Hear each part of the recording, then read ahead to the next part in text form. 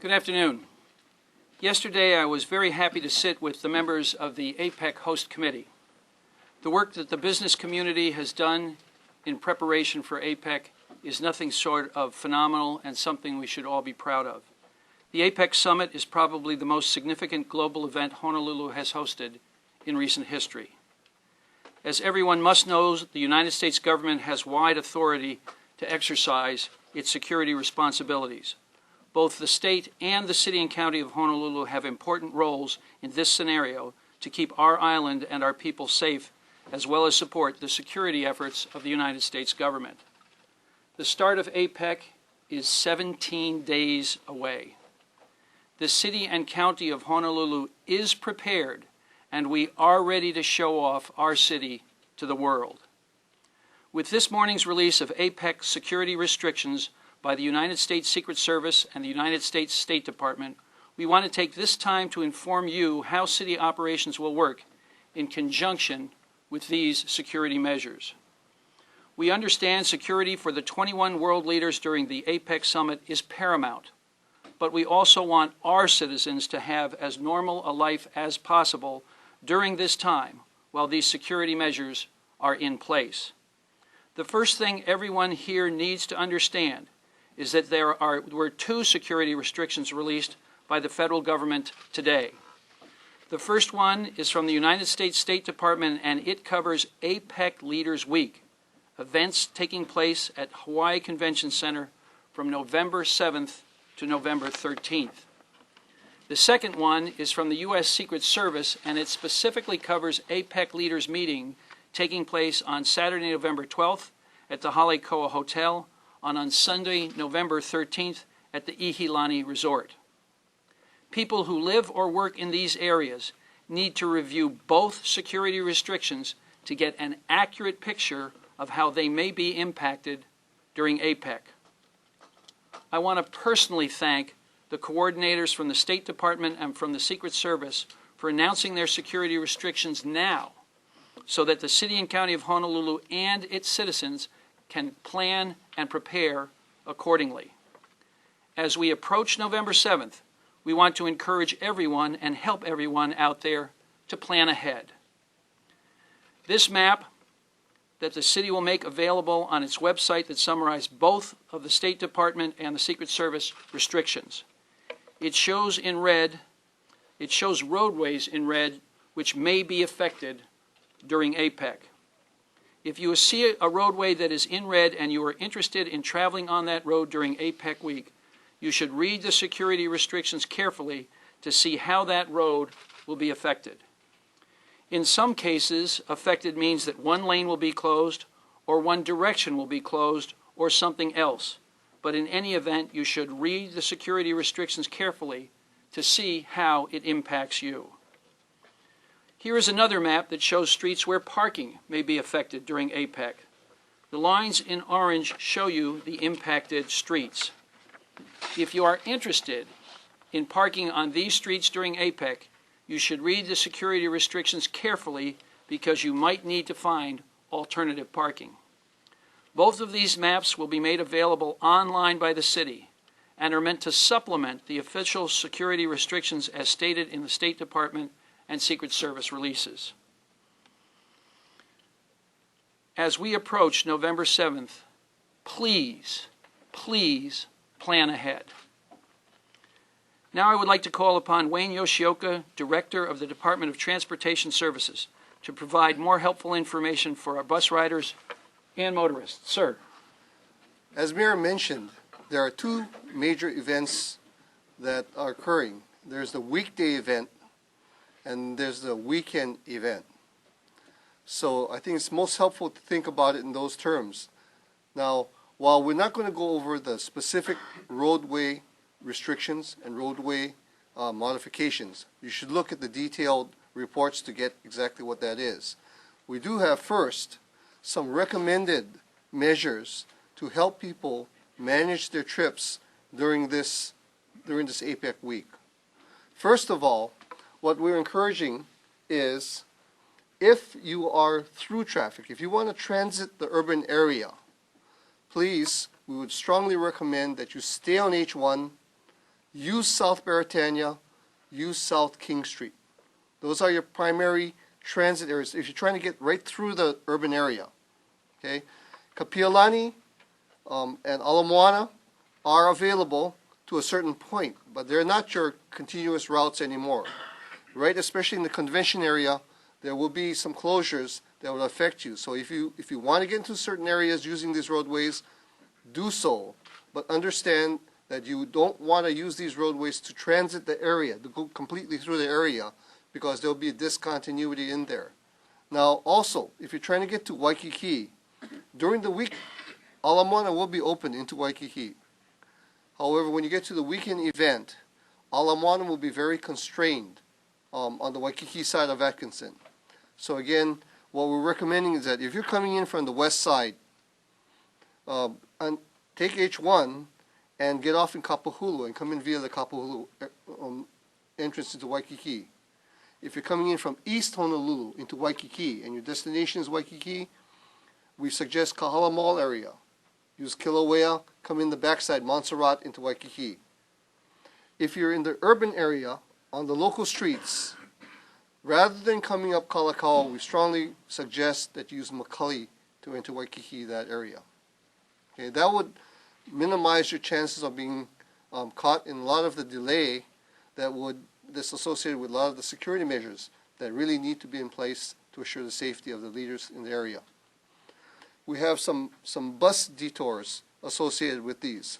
During the weekday event, from Tuesday through Friday, from 6 a.m. approximately to 7 p.m. approximately, because there's going to be a closure on Kapiolani Boulevard between Atkinson and Kalakaua, we need to reroute 3 of our bus routes, Route 3, Route 9, and City Express A. And again, this will be up on both the DTS websites and the OTS websites, the bus website.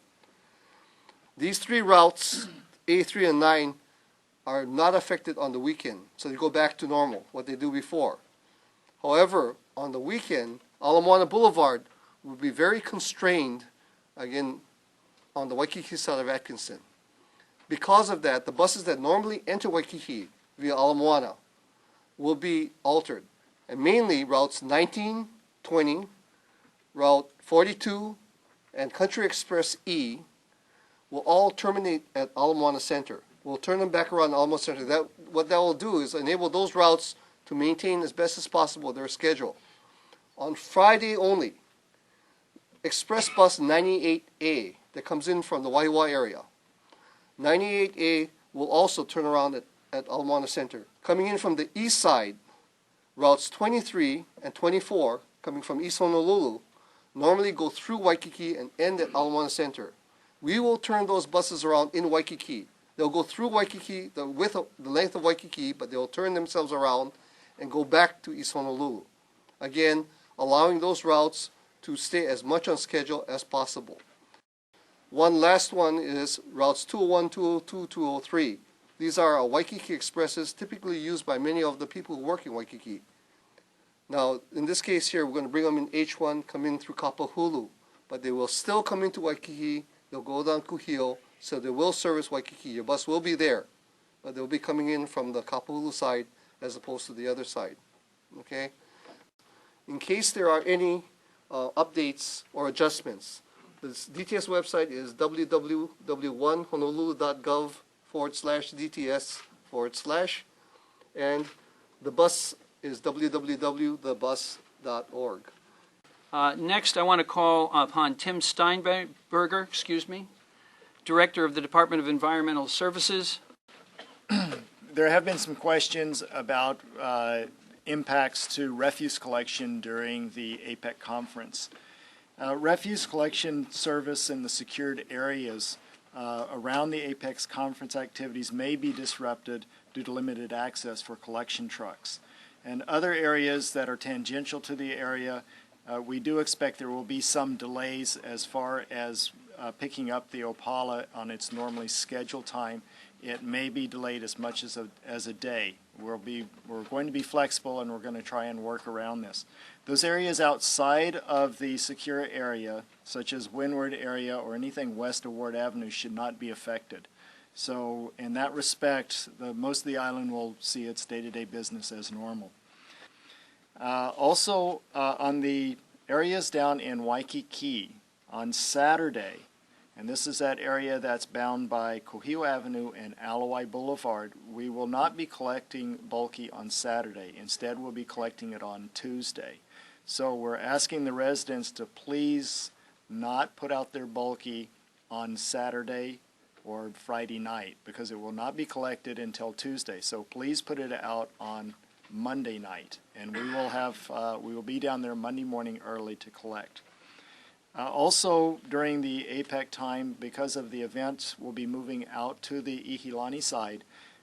Waimanalo Gulch will be closed on Sunday, so there'll be no access to Waimanalo Gulch on Sunday. Also, the convenience center out in the Ewa area will also be closed during that time. We will be posting on a regular basis on our website, which is under the www.opala.org. There will be a block similar to these over here that covers APEC, and we'll be doing updates on a regular basis. We also know that not everybody on the island has access to internet, so there will be news releases periodically made, and we'll be asking people to pay attention to the TV media as well as the written media to keep a lookout for any type of notices. Also, at any time if there's questions, people can always call into the office during the week at 768-3486 and ask your questions, and we will get you directed to the right place for the answer. If you are on a commercial service, you need to call that commercial service to ask how your service is going to be affected. Again, this is only for city-provided collection. Thank you. The City and County of Honolulu is committed to keeping its citizens informed regarding city services during this time. Our agencies will update APEC-related information on various city websites.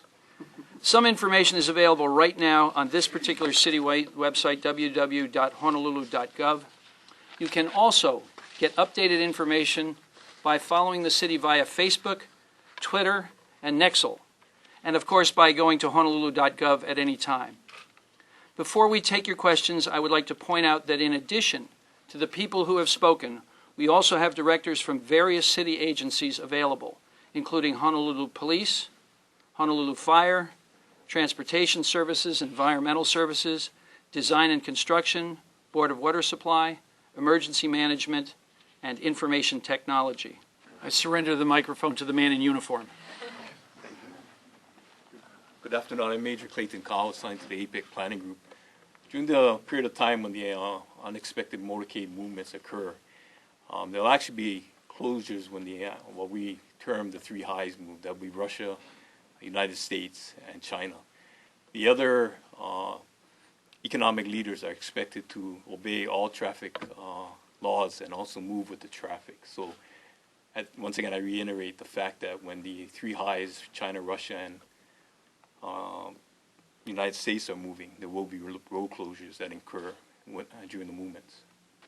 Basically, the protesters or people that wish to express their concerns during the meetings will be allowed. There's actually what we have termed the exclusionary zone, which is the security zone, and the non-exclusionary zone.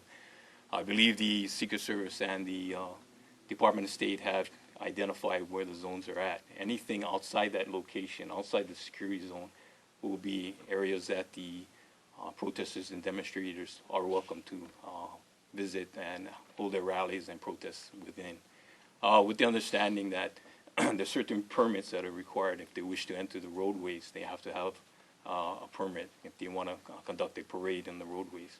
The other, if they want to be in a park, they must also acquire a permit to be in the park.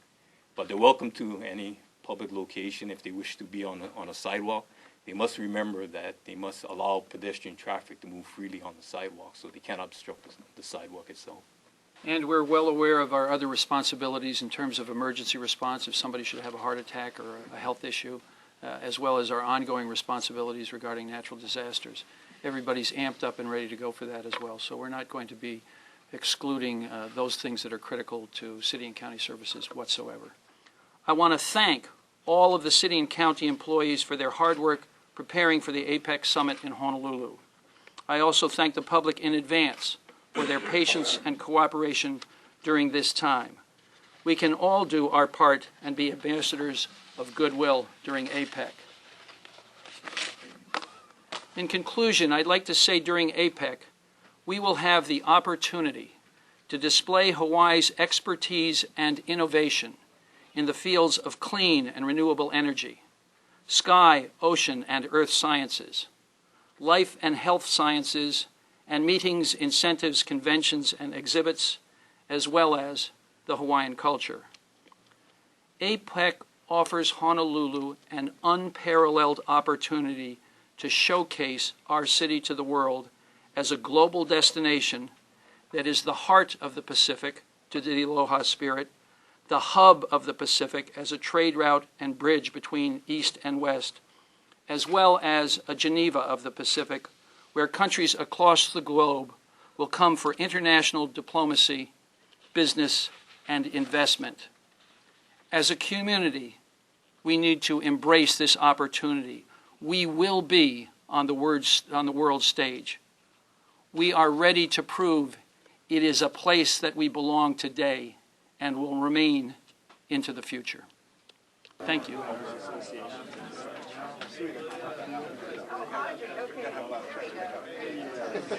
don't have the fans stacking up when you got all the